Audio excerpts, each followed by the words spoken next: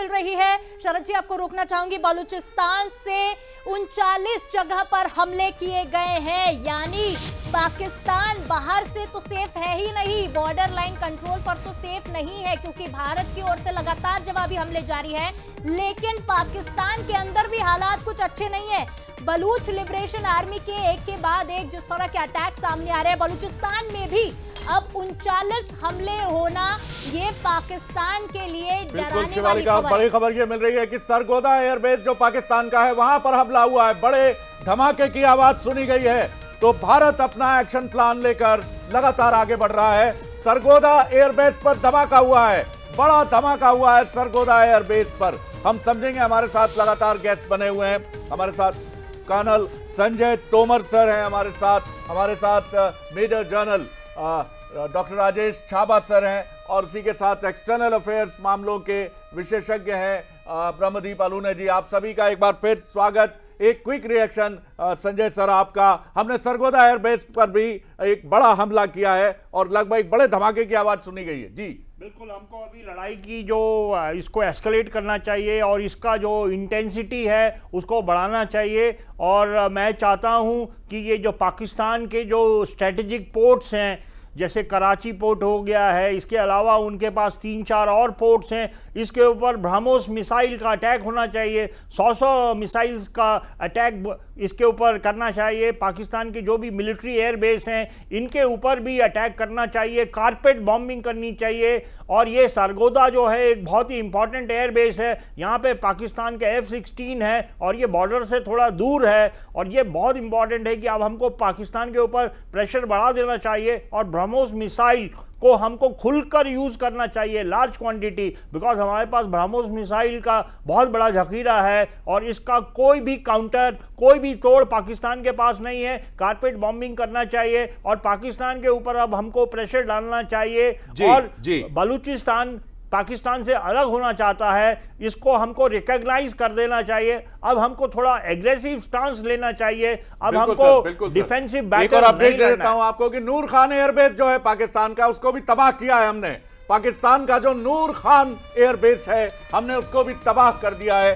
तो 8 सैन्य ठिकाने जो पाकिस्तान के हैं, हमने उनको नष्ट कर दिया है इस कार्रवाई में जो पाकिस्तान के साथ लेकिन हम लगातार उनके मिलिट्री इंस्टॉलेशन पर वार कर रहे हैं। Major general Rajesh Chhaba sir, आपकी तरफ आ रहा हूं मैं।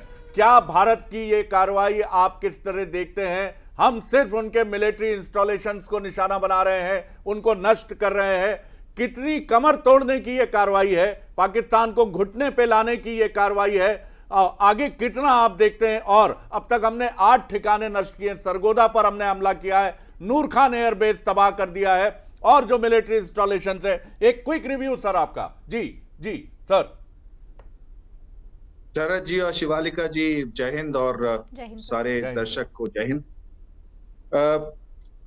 मैं आपके चैनल के थ्रू ये बताना चाहता हूं कि एयरबेसेस के ऊपर जो अटैक होते हैं और जो डिस्ट्रक्शन होता है या डैमेज जो एयरबेसेस को होता है, नॉर्मली हम एयरबेस की जो एयर स्ट्रिप है उसको अटैक करते हैं ताकि उसके ऊपर गड्ढे हो जाएं जहां से टेक ऑफ ना हो सके जी।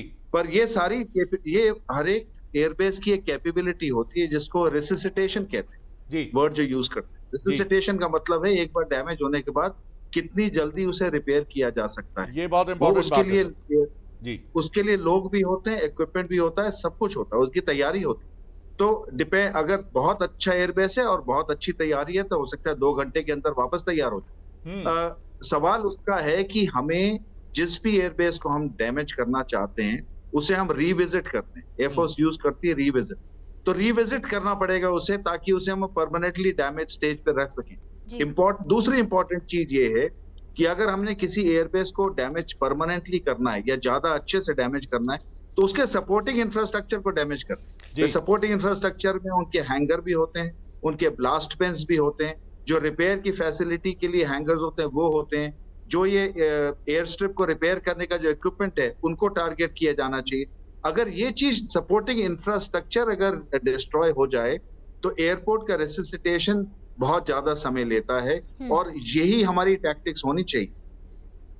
जी सर एक टेक्निकलिटी आपसे ये भी समझना चाहूंगी, एक छोटा सा कमेंट कि नूर खान एयरबेस, मुरीद, रफीकी, रहमार खान और सुकूर, ये जो एयरबेस जो तबाह किए गए हैं अभी, जिन पर हमले किए गए, इसकी कितनी इंपॉर्टेंस पाकिस्तान के लिए थी?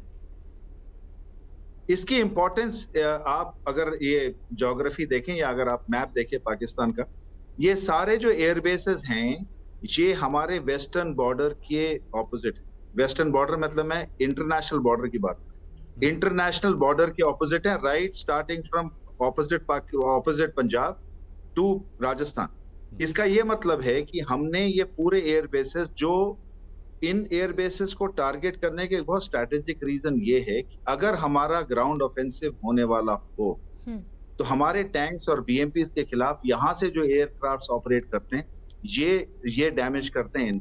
अगर हम इन एयरक्राफ्ट्स को टारगेट करते हैं और एयरबेसेस को टारगेट करते हैं, इसका ये काफी ये बैटल इंडिकेटर है कि हमारी ग्राउंड जो ऑफेंसिव है उसकी तैयारी में भी ये बहुत इंपॉर्टेंट रोल प्ले करते हैं।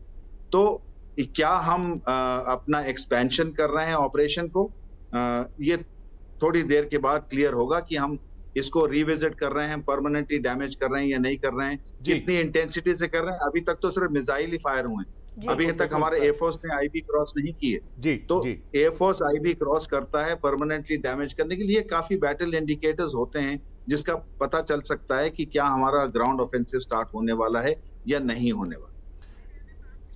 चलिए।